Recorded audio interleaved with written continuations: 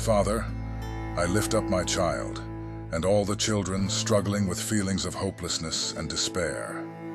Lord, you are the God of all comfort, and I ask that you wrap them in your loving arms and remind them of your great love and purpose for their lives. Your word says in Psalm 34:18, "The Lord is close to the brokenhearted and saves those who are crushed in spirit." Father, I pray that you draw near to them right now, heal their hearts, calm their minds, and restore their spirits.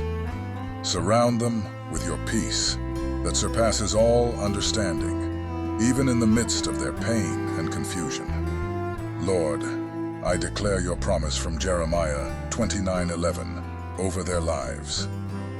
For I know the plans I have for you, declares the Lord, plans for welfare and not for evil, to give you a future and a hope. Help them to see that they are not defined by their struggles or failures, but by your love and the future you have prepared for them. In moments when they feel overwhelmed, remind them of Isaiah 41:10, where you say, "So do not fear, for I am with you. Do not be dismayed, for I am your God. I will strengthen you and help you. I will uphold you with my righteous right hand."